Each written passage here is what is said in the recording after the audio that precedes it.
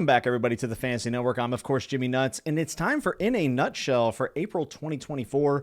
I had a great, varied reading month that was capped off by a trip to New York City, which was fabulous. I just got back. Finally, after like 10 or 12 years, I got to watch the Book of Mormon, which was really exciting and did live up to the hype for me. But this video is going to be more about what I read this month. If you want to see the New York City B-roll footage that I took, you're going to have to check out my next reading vlog that'll come in the month of May. But yeah, we read some horror, we read some sci-fi, fantasy, contemporary fiction, magical realism, whatever that actually is. I'm not sure, but that's what people seem to call Murakami, so he's going to be included in this list. But overall, a great month, some surprises, maybe a mixed experience or two. So let's get into it and talk about April 2024 in a nutshell. The first book I want to talk about is, I guess, folklore horror, which I had no idea that was what I was getting myself into, which is The Changeling by Victor Lavalle. And this was the Patreon pick of the month for April. I knew nothing about this book going in. I was expecting it to be kind of like a mystical, maybe cozy, slightly surreal retelling of a folklore, even just based on the description of the book and the cover of the book. I couldn't have been more wrong. Nah, it wasn't at all. It was folklore horror and was genuinely kind of terrifying at some points. There is a boy whose dad leaves when he's 4 years old, mysteriously disappears, and then later in life, he receives a mysterious box from his dad that seems to have a bunch of like keepsakes and heirlooms, and it's obvious that his dad really did visit and drop this box off. So that's a pretty good mystery, right? It also is amazing because our main character, that boy who ends up growing up named Apollo, is a vintage rare book collector and seller, so that's already something I can totally get behind. It takes place in New York City, and unlike some books that I've read recently, actually takes advantage of its setting, even just in little charming ways. I believe that Victor Lavalle lives in New York City, and you can definitely tell by the way he writes this book. The first 100 pages really lured me into a sense of cozy comfort, of building out family history, this little family mystery, but also family building for Apollo as he finds someone to have a child with. And I was really enjoying it and feeling comfortable. And then boom, it took a turn that I felt was genuinely shocking. The writing was so smooth to me, down to the very lines, very readable, very easy to get through. And it did have moments where it was a little bit blunt. It would kind of come out of that smoothness, of that almost like fairy tale vibe. And I think that's to show you that this isn't just your general folklore or fairy tale or bedtime story. And the book makes a point of also explaining that in the narrative, that a lot of our bedtime stories, if you look back at the original story, is actually quite terrifying. And that there was a mistake that basically happy ever after was something to say to get your kids to go to bed. Because the kid would get through the story and say, well, what happened at the end? And said, they all lived happily ever after. Go to bed. The story doesn't need to have a strong moral, actually, or the tale, but it needs to have a sense of truth, and it happens to be that truth can be very scary. I enjoyed the friendship that Apollo formed with a veteran named Patrice, who was also chasing down the books. I thought some of their conversations were great. There was even rare glimpses of humor in this book, where there's a whole discussion about how tab soda in the modern age is only drank by incels. What? I don't know where that came from, but it was kind of funny. And I'm like, I haven't seen anyone drink a tab soda in like 20 years. Do they even still make that? With all that said, I did find the back half of this book to be less enjoyable than the first half. I felt like the family building in the first 150 pages was actually the best part of the book. And while some of the reveals and stuff were really cool and at times kind of creepy, felt a bit moment to moment, where we would go and do this thing and meet this group of people, and the probability of that, like, I just didn't feel sold, and I didn't have my belief suspended at moments. And it kind of felt like, okay, do this to go to this to go to this. A little bit less therefore and more and then. And what I mean by that is whenever a story says they went to the supermarket and then they went to the fair, instead of saying, well, they went to the supermarket and saw a sign for the fair, therefore they then went to the fair. And it makes for a better connection, I think, from scene to scene. This is something the creators of South Park have actually talked about before. Whenever I heard them say that, I thought of that, them saying that when I was reading this book. I found myself wishing for the first half of the book the entire second half. And that's not what you really want to see. Am I alone in that estimate? I don't know. I don't actually know how many people feel about this book. I saw some friends giving it 1 star on Goodreads and others giving it 5 star. For me, it's kind of in the middle. I would say I'm mixed on this book to mostly positive, more leaning towards mostly positive, because I do think that it is actually kind of creepy, which is great and rare in a horror book. I also do like the twist on folktales and what it's trying to say. However, whenever it says that a folktale has to have an ounce of truth, I kind of wonder what is the truth that this book is trying to get across. And if you've read this book and you think that you know what that is, I would love to hear it, because I couldn't come away with anything that I felt like what they was trying to set as this is a truth that is hard to swallow but needs to be told. I'm not sure I found that there. And to me, that makes the book a bit of a mixed experience. Book number 2 is the fantasy book that I read this month. And I usually read a lot more fantasy, but there was really only, maybe 2 that you can consider to be fantasy. They're all in the same wheelhouse, but this is Black Leopard, Red Wolf by Marlon James. I did a reading vlog for this month and I included this in another book, so I did talk at length about this book, but in case you didn't know, this is African-inspired fantasy by Marlon James, who did win the Booker Prize for A Brief History of Seven Killings, which takes place in Jamaica and around Bob Marley, and very, very stylized, very cool work. I've read the intro 100 pages of that and really liked it. Ended up putting it down, wanting to come back to it later when I had more time. This book has been calling to me forever. Some people call it grimdark. I see why. This book is absolutely chocked full of explicit material of a sexual nature, language-wise, and just downright dangerous stuff in this world. Not for the faint of heart. If 3 out of 10 people finish this book, which I think is generous, I think only 1 to 2 of those 3 would actually say that they enjoyed the book. And that's not because I think this book isn't good. I actually quite enjoyed this book. I really, really liked it. I would border on saying that I loved this book, though there were parts that I felt like got a little bit long in the tooth. It's a very airy way of going through a story, which is actually a call back to African mythology. And again, we're talking about, tales. So this is kind of like African tales, and the way they are told, they can be non-chronological. They can also jump perspective. They are unreliable in their nature, and that all leads to a very weird experience. And the way that people talk in this story is with the rhythm and cadence of someone from the ancient time in Africa. So I think it could be a little bit rough for some people who aren't used to super stylized works, stylized in the way that it's written, but also in the manner that it tells its story. And the structure just feels slippery at times, which I happen to enjoy, but it was tough. It was dense. And this is being told from a character named Tracker, who has a super sense of smell and goes and tracks down people. In this book, primarily the person we're concerned with is a boy who might have something to do with a kingdom and whether it can survive and who will rule it, all these things. So that's what Tracker is out for, but he's telling his tale to someone who has obviously captured him and imprisoned him, and he is unreliable. So at the best term I can use, and I think I use this for Book of the New Sun at times, was that it's just slippery. This is a tough book to recommend, not just because it's a dense book and it has such stylized writing, but very much for its explicit content. Like, I can't really overstate how explicit sexually this book is, which I didn't really have a problem with, but I know some people will. I'm begging you, if this sounds interesting, because I am, is this thing on? I am going to give this the nut button, with the caveat that you have to try the sample. I think you will know from the prologue if this is something that you're going to want to stick out. Unfortunately, I don't think a lot of people will. I think that this is not one for the masses, but has reached critical acclaim, and that's because, in my opinion, Marlon James is brilliant.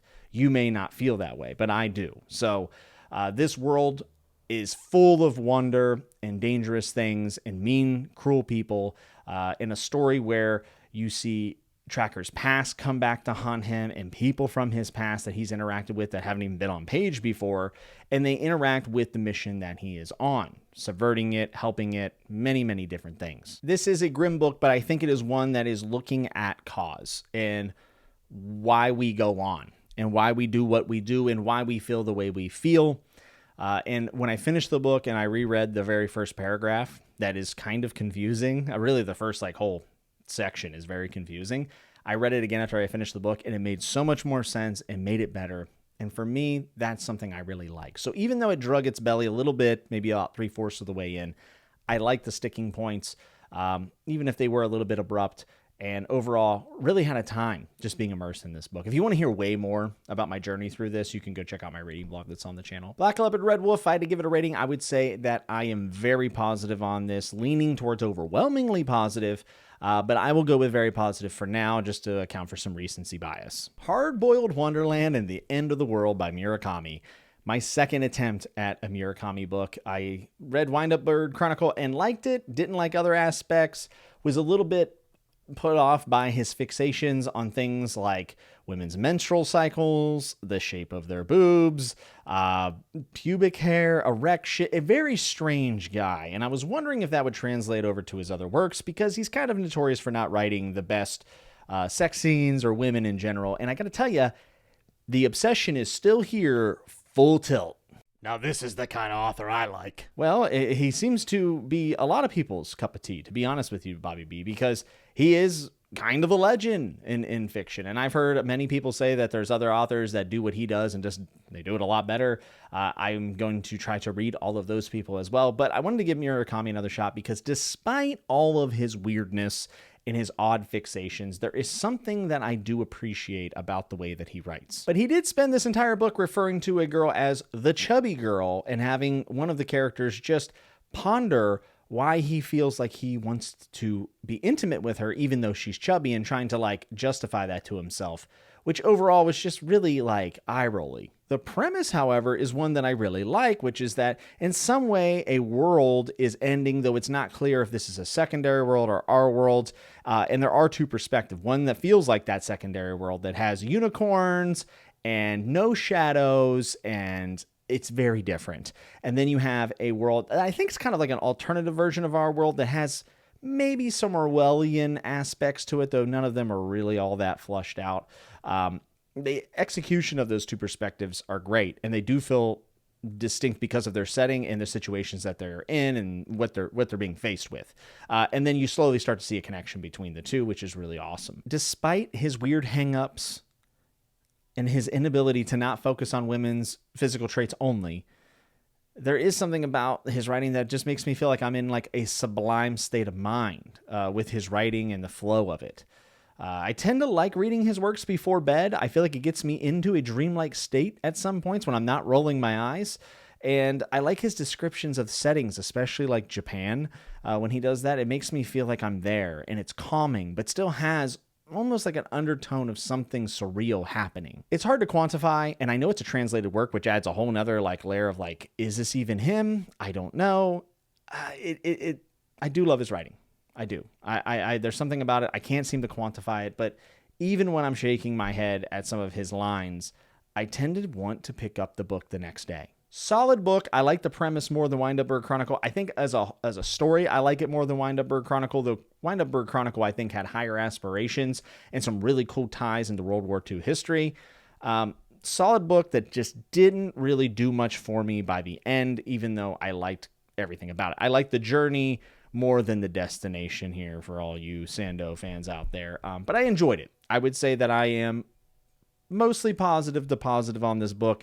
It's not going to get a nut button, but spoiler alert, I am reading 1Q84 right now, and I'm reading it very slow, about 2 chapters a day. It's a massive book, and I, so far, am actually loving it. So maybe this will be the Murakami that I finally fall in love with. The Many-Colored Land by Julian May is book 1 in the Pliocene saga. Saga? I never know. Doesn't matter. This is a forgotten sci-fi, sci-fantasy epic where we are far, far in the future, and we have a society that seems to have it all figured out, but of course there's always issues, even in a almost what seems to be a utopia.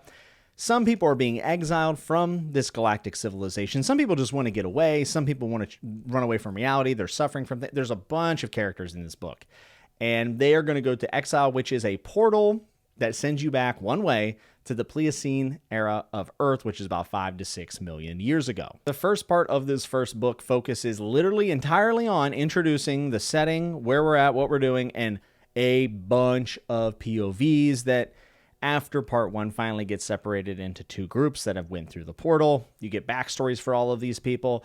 So if you dive into this, which I do recommend you do, you got to know that that first 120 pages, the whole first part is just introducing you to characters. But my God, the imagination on Julian May is something that I found to be outstanding. And I think that this is one of those series, for whatever reason, has fallen through the cracks.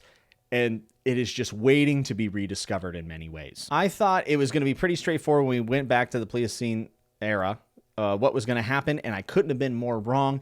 There is a large surprise, I would say, in the way things are going in this era, because many people have passed through the portal. And that's all I'm going to say, is that you should just have your expectations be wide open, because Julian May's imagination goes many, many different places. This has a lot of Celtic inspiration.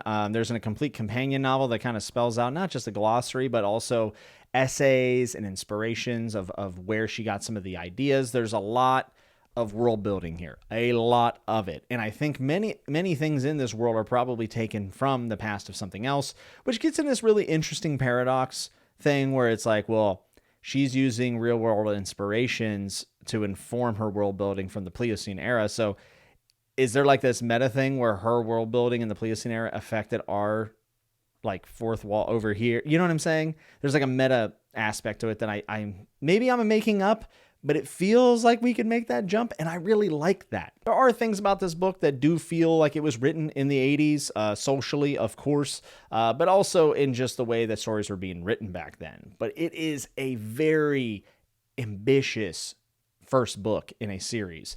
And I've had my friend Bridger from Library Ladder said that he's not as big of a fan of the following books and where it goes.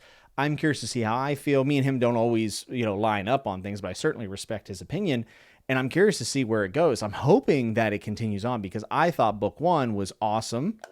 I'm going to give it the nut button. And I will say it's a bit of a methodical pace. And then at the end really ramps up almost a little too much for me. Like it was kind of rushed. But as a whole, I like this story. You also need to prepare yourself that the two groups that you're going to be introduced to whenever they formulate, one kind of just doesn't appear in the last quarter of the book. And that's because there was some publishing thing where the book was split. So book two actually ends up with that group during the time of what you're seeing from the other group. It probably sounds a little bit confusing, and that's because it is. Don't worry about it.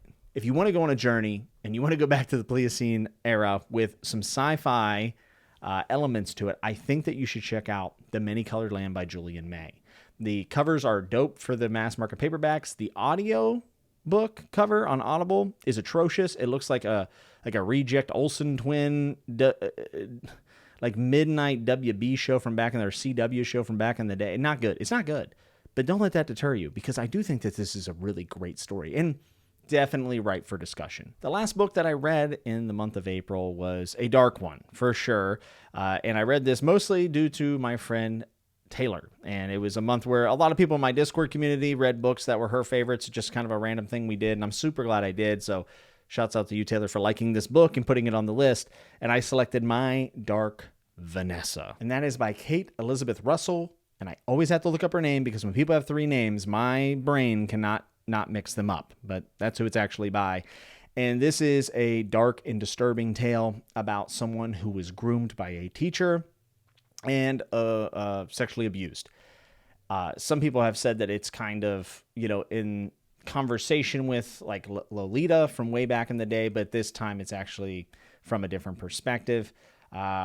This was very hard to get through.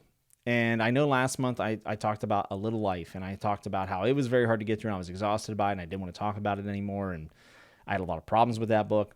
And I think My Dark Vanessa is a great example of a book that is going into some serious, sensitive topics, but actually handled in a way that I can respect, and written by an author who was actually called out and said, are you plagiarizing some of these things or whatever? And she came under fire saying, maybe this isn't the most realistic depiction. There's a lot of controversy around it, but it turns out that unfortunately the author had to come out and say, these are actually loosely based on my experiences, which is, I have feelings about that. I think it's horrible to kind of put someone in a position where they feel like they have to kind of on a global stage say, hey, this happened. I mean, it's rough. My point is that My Dark Vanessa is not an easy read. It made me very disturbed.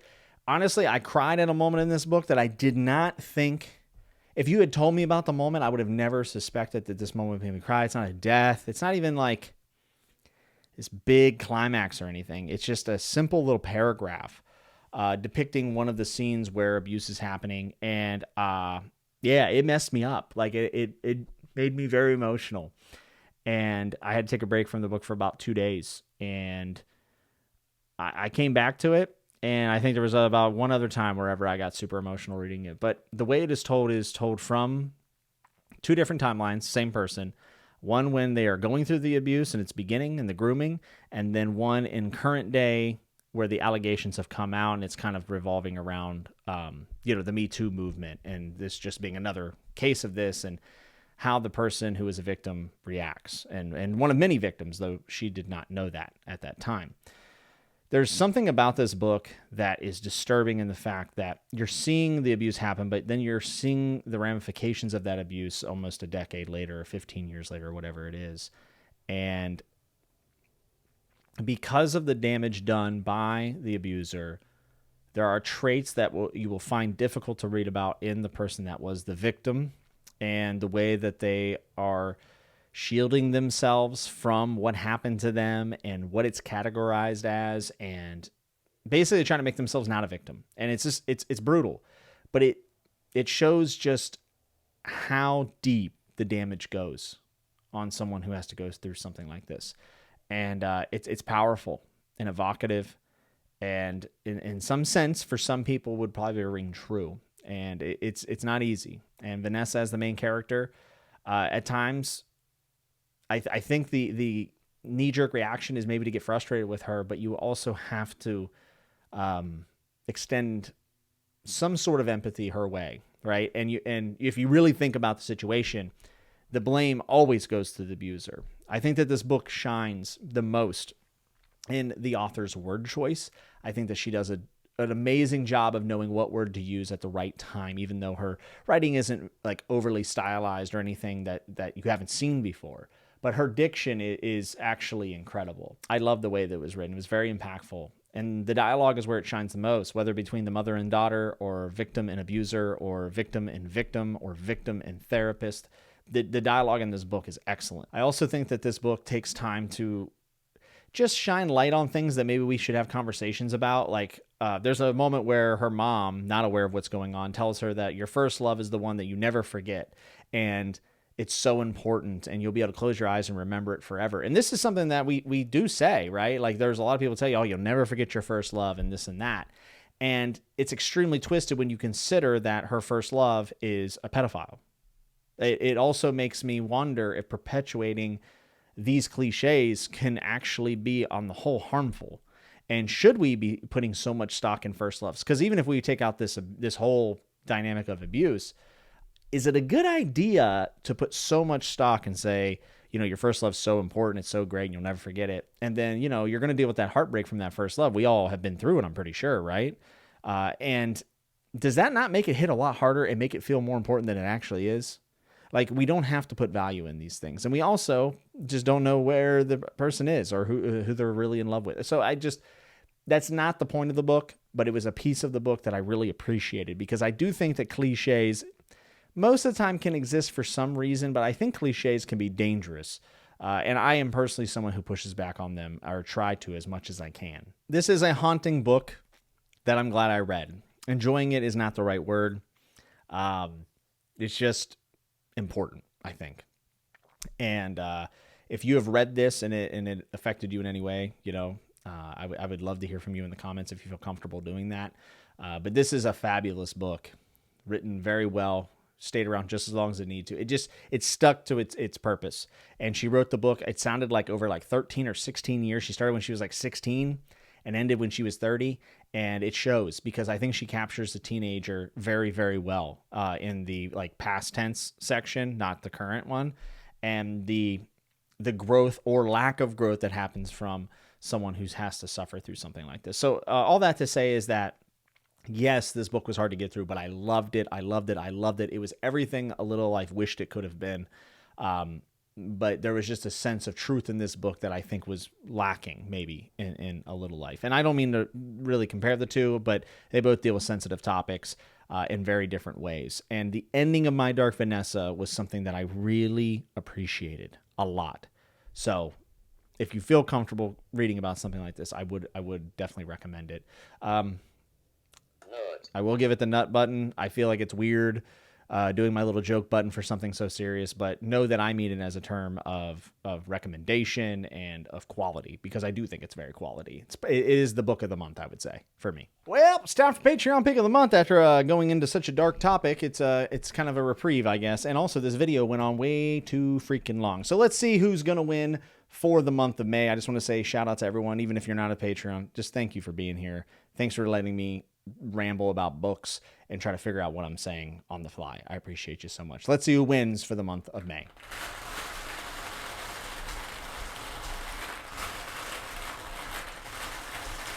All right, and the winner for the Patreon pick of the month in May is number 23, and that is Terrence, which is Shaman's Crossing. Is Shaman's Crossing, is this the Robin Hobb book? Oh my God, it is. I have been saying that I would read Soldier Son for many, many years, and it looks like I am returning to Robin Hobb. Now, I'm a little upset because this means that I do have to, I don't know if I showed the ball. It's number 23. You can kind of see it, right? Hopefully you can see it. It's number 23, Terrence. My boy, not Tanner, as we call him in the Discord. So Soldier Son is wildly unpopular, it seems, for even people who like Realm of the Elderlings. They don't seem to gel with it. With that said, I have some people who share my taste that have told me that they actually really like Soldier Son, though I think it's some books more than others, which for Robin Hobb I think kind of makes sense.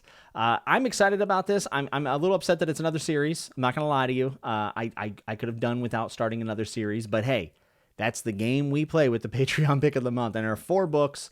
I don't think that they're absurdly long, which is nice. But these are sitting at a pretty 3.5 almost down the line on Goodreads, which is great for me because 3.5 books are almost always certified bangers. So other loose, I don't know if my focus has been off this whole video. If it is, I'm sorry. Other focuses for the month of May will be Lord of Emperors to finish out the Sarantine Mosaic by Guy Gavriel Kay. I also am supposed to start Witchwood Crown by Tad Williams to start The Last King of Osenard. That may get bumped to June. We're going to play it by ear and see how I feel. Pliocene Saga book number 2. I can't remember the name of it. I ordered it. It's here. I may read that. And then there's the second book in the Marlon James trilogy that I would like to get to as well. But book 3 doesn't look like it's going to come out this year as it originally was kind of promised to be. Not promised, but people are saying it would. So I may wait a little bit to read book 2 of that and get some separation from it. Just so, and I know it's a different character that it's following around, so I don't want to compare it too much to Tracker, who I enjoyed reading about, even if he is kind of an asshole. Oh, and I am reading Born by Jeff Vandermeer. I was so close to getting it done before this wrap up. It didn't end up happening, unfortunately, but that book is almost complete. I probably have like maybe 90 pages left, I think, maybe 100 pages. So that will be up in the next wrap up as well. As far as the reading vlog goes, I'll probably do Shaman's Crossing. And who knows, maybe I'll do Lord of Emperors or something like that. But hey, who knows? I'll throw in whatever I want. It's my channel. I get to do whatever I want. All right, thanks for being here. If you like this video, you can hit like. If you dislike, you can hit dislike. If you love to think about subscribing, there's a Patreon in the description. It's optional, but always appreciated. And until I see you next time, be good, be safe, and remember to always keep turning the page. I want to give a big shout out to all my patrons, but especially my King's Garbage include Bridger, Zan, Adam K, Amel, Jonathan J, Prithvi, Eric B, Chadia, Taylor D, Matthias D, Carlos, Yolanda, John C, John, Garrick, Evie, Henrik, Benjamin C, Sebastian M, Frank C, C. Scott, Jacob Wade, Darren, Jobot, Terrence F, Michael B, Lauren M, Nicholas E, Kive C, Kev, Ryan, Shad, Amanda V, Ikaika, RJ, Stewart, Oscar, Derry, Tanner, Stromboli Bones, Damon H, Kuiper, Adam, Caitlin S, Karen G, Slay, and Mark J. Thank you all so much. You're the best.